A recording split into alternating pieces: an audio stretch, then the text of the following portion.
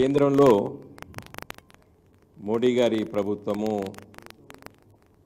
మూడోసారి అధికారంలోకి వచ్చిన విషయం మనకందరికీ తెలుసు. అయితే ఈసారి స్వంతంగా అంటే భారతీయ జనతా పార్టీకి సొంత మెజార్టీతోని ఏర్పాటు చేయలేదు మోడీ గారి ప్రభుత్వం. 2014లో ఎన్డీఏ కూటమి ఉన్నప్పటికీ కూడా స్వతహా బీజేపీకి తన సొంత మెజార్టీ ఉండే. తర్వాత 2019లో కూడా 272 కంటే ఎక్కువ సీట్లు వచ్చిన విషయం మనకందరికీ తెలుసు. ఈసారి బీజేపీకి సొంతంగా అధికారానికి వచ్చేటువంటి సీట్లు గెలవకపోవడం, మరి ఏదేమైనప్పటికీ కూడా ఎన్డీఏ కూటమి ఉంది కాబట్టి ఆ ఎన్డీఏ కూటమిలో ఉన్నటువంటి భాగస్వామ్య పక్షాలు అంటే ముఖ్యంగా తెలుగుదేశం పార్టీ, టీడీపీ, అదేవిధంగా జేడీయూ బీహార్లో కొంతమంది చిన్న చిన్న పార్టీలు అందరూ కలిసి ఈరోజు అధికారంలోకి వచ్చిన విషయం మనకందరికీ తెలుసు. చంద్రబాబు నాయుడు గారు ఒక 4 రోజుల క్రితము ఢిల్లీకి వెళ్ళి మరి కేంద్రంలో ప్రధానమంత్రిని అదేవిధంగా వివిధ మంత్రిత్వ శాఖ మంత్రుల్ని కలిసి కొన్ని విజ్ఞప్తులు చేసే విషయం మనకందరికీ తెలుసు. మంచి పని చేశాడు. ఆంధ్రప్రదేశ్ రాష్ట్ర విభజన చట్టంలో పొందపరిచినటువంటి విషయాల గురించి వెళ్ళి వారు ఆంధ్రప్రదేశ్ రాష్ట్రానికి రావాల్సినటువంటి విషయాలు కూడా ప్రస్తావించారు. మన పత్రికలో, టీవీలో చూసాం. దాంట్లో అతి ముఖ్యమైనది మరి షెడ్యూల్ 13లో సెక్షన్ 93 ప్రకారంగా ఉన్నటువంటి షెడ్యూల్ 13లో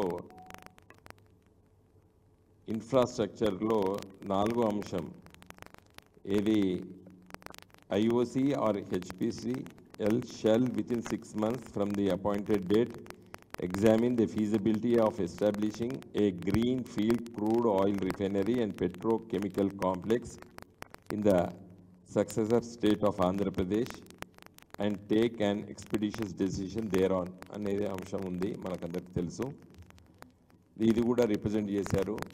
చేసిన తర్వాత మరి ఈ బడ్జెట్ సమావేశాల్లో అది శాంక్షన్ అవుతున్నట్టు కూడా నిన్న పత్రికలో మరి ప్రకటించబడ్డది, వచ్చింది. PM Modi grants Naidu's 60,000 crore wish of petrochemical hub oil refinery అనేది వచ్చింది. ఇది ఎకనామిక్ టైమ్స్లో చాలా పెద్ద ఎత్తున పబ్లిష్ అయింది. అయితే భారత్ పెట్రోలియం కార్పొరేషన్ లిమిటెడ్ వాళ్ళు ఒక 5,000 ఎకరాలు భూమి ఇస్తే మేము పెడతామని చెప్పి అది శ్రీకాకుళమా, మచిలీపట్నమా, రామాయణపట్నమా ఎక్కడో దగ్గర మరి ప్లేస్ ఐడెంటిఫై చేస్తే మేము పెడతామని చెప్పి వాళ్ళు చెప్పినట్టు ఈ పేపర్లో వచ్చింది. తర్వాత సంబంధిత మంత్రి అయినటువంటి హర్దీప్ పూరి గారు కూడా దీన్ని ధృవీకరించారు. సరే, ఇదంతా కూడా ఎకనామిక్ టైమ్స్ పత్రికలో చాలా పెద్ద ఎత్తున పబ్లిష్ అయింది. మంచిదే, నాకేమీ ఆక్షేపణ లేదు. నేనేమి మా పార్టీ తరఫున దాన్ని తప్పు కూడా పట్టడం లేదు.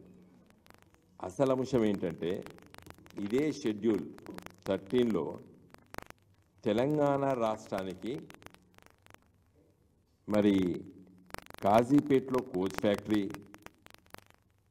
ఉండాలని, అదేవిధంగా బయ్యారంలో ఉక్కు కర్మాగారం పెట్టాలని, ఈ 2 అంశాలు కూడా ఇదే దాంట్లో పొందపరచడం జరిగింది.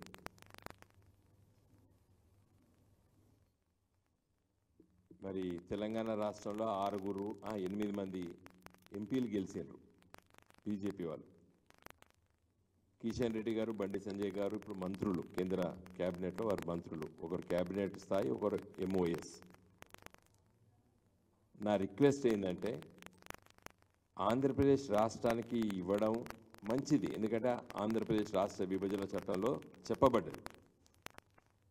మరి 60,000 కోట్ల రూపాయలకు సంబంధించిన రిఫైనరీ బీపీసీఎల్ ఆంధ్ర ప్రాంతానికి ఈ హామీ కాబట్టి ఏది ఆంధ్రప్రదేశ్ రాష్ట్ర విభజన చట్టంలో ఉన్నటువంటి హామీ కాబట్టి మరి ఇచ్చిండ్రు. మరి అదే స్థాయిలో తెలంగాణ రాష్ట్రం ఉంది కదా, తెలంగాణ రాష్ట్రంలో రైల్వే కోచ్ ఫ్యాక్టరీ కావాలని, కాజీపేటలో కోచ్ ఫ్యాక్టరీ కావాలని నా చిన్నతనం నుండి నేను విద్యార్థిగా ఉన్న సందర్భంలో, విద్యార్థి నాయకుడిగా ఉన్న సందర్భంలో, విద్యార్థి రాజకీయాల్లో చాలా చురుగ్గా పనిచేసేటప్పుడు ఎన్నో ధర్నాలు, వరంగల్ బంధులు, కాజీపేట బంధులు పిలిచి అలసిపోయినాం. మేము ఒక 30 ఏళ్ళు కొట్లాడినాం. మరి విభజన చట్టంలో దాన్ని అప్పుడు కేసీఆర్ గారితో మాట్లాడి ఆ రోజు దీన్ని మేము చొప్పించినాం. దీంట్లో ఈ విభజన చట్టంలో తప్పనిసరి మా హామీ ఉండాలని చెప్పినాం. మరి చంద్రబాబు నాయుడు గారు పై ఆధారపడ్డారు కాబట్టే ఇవాళ మేము అక్కడ ఇస్తాము, మరి ఇక్కడ మేము మీ పైన ఆధారపడలేదు కదా అని అనుకుంటుంది ఆ బీజేపీ పార్టీ. తెలంగాణ ప్రజలు కూడా 8 మంది ఎంపీలను గెలిపించారు కదా మీ పార్టీకి, బీజేపీ పార్టీకి. పోనీ దీని గురించి గత 10 సంవత్సరాల నుంచి పార్లమెంట్లో మా పార్టీ తరఫున చాలాసార్లు మాట్లాడినాం. తర్వాత కేసీఆర్ గారు ప్రధానమంత్రి మోడీ గారిని చాలాసార్లు కలిసి విజ్ఞప్తి చేయడం జరిగింది. కాజీపేటలో కోచ్ ఫ్యాక్టరీ అని ఏదో వేగన్ రిపేర్ ఫ్యాక్టరీ ఇచ్చి కోచ్ ఫ్యాక్టరీ ఇచ్చామని చెప్తారు. Wagon repair factory small unit, అది small scale industry. But this is a major industry. ఇది తెలంగాణ కాజీపేటలో కోచ్ ఫ్యాక్టరీ అని చెప్పి దాదాపు 30 ఏళ్ళ నుంచి ఆడ 40 ఏళ్ళ నుంచి కొట్లాడుతున్నారు వరంగల్ ప్రజలు, కాజీపేట ప్రజలు, తెలంగాణ ప్రజలు. మరి ఇంత వ్యత్యాసం మోడీ గారు సొంతంగా గెలిస్తే ఇది కూడా రాకపోవు ఆంధ్రప్రదేశ్కి. ఏది సొంతంగా బీజేపీ వాళ్ళు గెలిస్తే ఇది కూడా రాకపోవు ఆంధ్రప్రదేశ్కి. ఆంధ్రప్రదేశ్ ప్రజలారా, మీరు ఒక ప్రాంతీయ పార్టీ గెలిపించినందుకు మీరు అదృష్టవంతులు. ఎందుకంటే అట్లీస్ట్ ఇది కూడా మోడీ గారికి తెలియదా? ఈ హామీలో ఆంధ్రప్రదేశ్ రాష్ట్ర విభజన చట్టంలో షెడ్యూల్ 13లో మనకు కాజీపేటలో కోచ్ ఫ్యాక్టరీ, బయ్యారం ఉక్కు ఫ్యాక్టరీ, ఆంధ్రప్రదేశ్లో కోస్తా తీరం లోపల పెట్రోకెమికల్ రిఫైనరీ అని చెప్పి అన్నీ రాసుకున్నారు. కానీ ఏది ఇవ్వలేదు 10 సంవత్సరాలు మోడీ గారు. ఇలా కేవలము చంద్రబాబు నాయుడు గారు తెలుగుదేశం పార్టీ పైన ఆధారపడ్డది కాబట్టి కేంద్ర ప్రభుత్వము ఇలా 60,000 కోట్ల రూపాయలు శాంక్షన్ చేయించి బీపీసీతో పెట్టిస్తున్నారు. తెలంగాణ ప్రజలు మరి బీజేపీని కూడా గెలిపించారు కదా.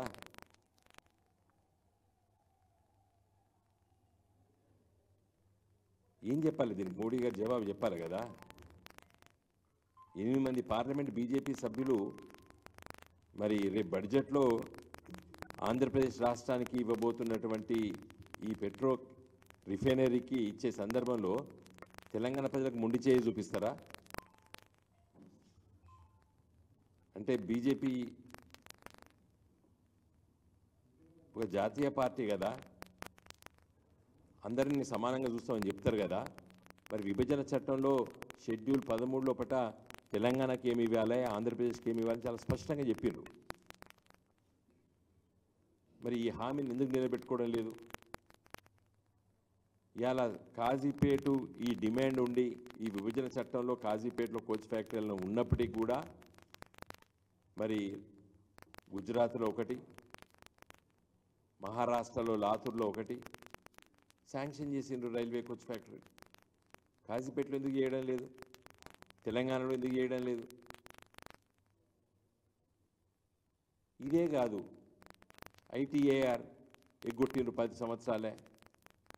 పదుల సంఖ్యలో మేము పోయి మరి రిప్రజెంటేషన్స్ చేసినాం. కొత్త జిల్లాలకి నవోదయ విద్యాలయాలు రావాలి. తెలంగాణ రాష్ట్రం ఏర్పడ్డ తర్వాత తొలి ముఖ్యమంత్రి కేసీఆర్ గారు కొత్త జిల్లాలు ఏర్పాటు చేసిండ్రు. నవోదయ విద్యాలయాలు అంటే గ్రామీణ ప్రాంతాల్లో చదువుకున్నటువంటి పిల్లలకి మాత్రమే రెసిడెన్షియల్ స్కూల్స్ అవి. ఇలాగా మారుమూల జిల్లాలు ఆసిఫాబాదు, భూపాలపల్లి, నారాయణపేట అంటే దూర ప్రాంతాల్లో ఉన్నటువంటి గ్రామీణ ప్రాంతాల్లో ఉన్నటువంటి జిల్లాలను చేసి కేసీఆర్ అభివృద్ధి పందాల్లో తీసుకుపోయడానికి ఆలోచన చేసి పదుల సంఖ్యలో మరి విజ్ఞప్తి పత్రాలు ఇచ్చినాం మంత్రులకి, ప్రధానమంత్రి గారికి.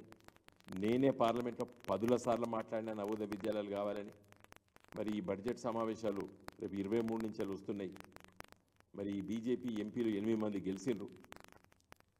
నిన్న వాళ్ళ కార్యవర్గ సమావేశాల్లో కూడా ఈ ఒక్కటి వీటి గురించి మాట్లాడలేదు. నిన్న వాళ్ళ పత్రికలు అన్నీ చూసిన కేవలం రాజకీయం. మళ్ళా తెలంగాణలో అధికారం మనదే. అధికారం ఇచ్చింది కదా, ఇంకా 5 ఏళ్ల వరకు ఇప్పుడు ఎన్నికలే లేవు. మళ్ళీ అధికారం గురించి ఎందుకు మాట్లాడాలి మీరు? ఈ అభివృద్ధి గురించి మాట్లాడండి. రేపు బడ్జెట్లో ఆంధ్రప్రదేశ్కి పెట్రోకెమికల్ ఫ్యాక్టరీ, రిఫైనరీ ఇచ్చిన తర్వాత తెలంగాణకు కాజీపేటలో కోచ్ ఫ్యాక్టరీ ఎందుకు ఇవ్వకూడదు? మీరు ఎందుకు డిమాండ్ చేయరు మోడీ గారిని? ఎందుకంటే మొన్ననే ఎన్నికలైనా నేను ఎక్కువ తీవ్ర స్థాయిలో విమర్శించదలుచుకోలేదు. అట్లీస్ట్ నేను కోరేది ఏంటంటే ఆంధ్రప్రదేశ్కి ఈ ఆయిల్ రిఫైనరీ ఏదైతే శాంక్షన్ చేసే సందర్భంలో తెలంగాణ కూడా కాజీపేటలో కోచ్ ఫ్యాక్టరీని శాంక్షన్ చేయాలని చెప్పి నేను డిమాండ్ చేస్తున్నాను.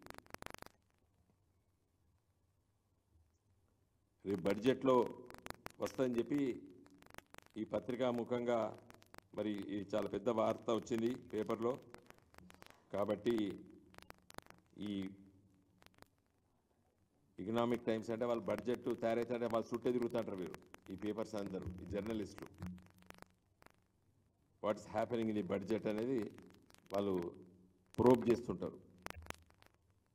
మరి అలాంటి ప్రముఖ పత్రిక మరి ప్రచురించింది. ఇన్ని వేల కోట్ల రూపాయలు BPCL, Bharat Petroleum Corporation Limited కోస్తా తీరాన మరి ఏర్పాటు చేస్తుంది ఆంధ్రప్రదేశ్ కని.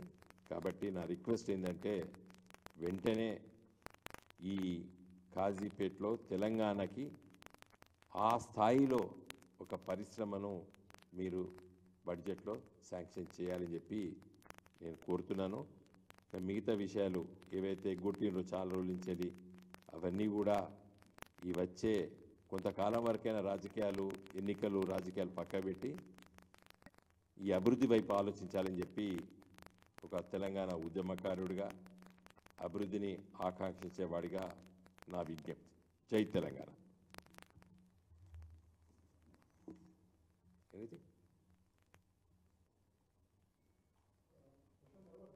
ప్లీజ్ ఏమంటారు?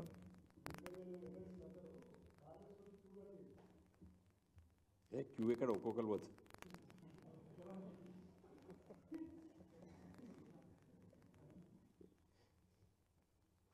ఇప్పుడు తెలంగాణ ఉద్యమ పార్టీ నుండి గెలిచిన వాళ్ళు తెలంగాణ రాష్ట్రాన్ని మంచిగా అభివృద్ధి చేస్తామని చెప్పే వీళ్ళు వేరే వేరే పార్టీలకి వెళ్ళి వచ్చిన వాళ్ళు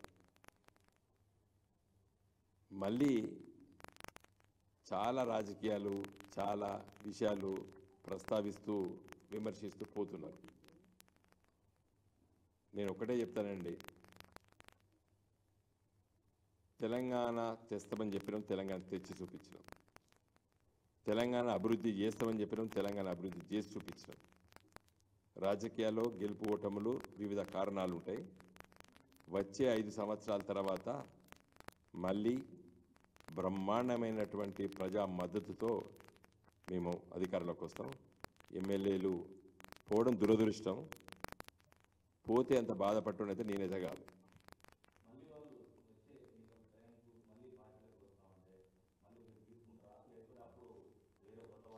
మా పార్టీ తీసుకుంటే కూడా ప్రజలు తీసుకొనియారు. ప్రజలు అంత ఆగ్రహంతో ఉన్నారు. ఇప్పుడు వీళ్ళు చేసేటువంటి చేష్టల్ని ప్రజలు చూస్తున్నారు. ఎవరు ఎట్టి పరిస్థితుల్లో కూడా కొత్త తరాన్ని లేపుతాడు కేసీఆర్, కొత్త తరాన్ని.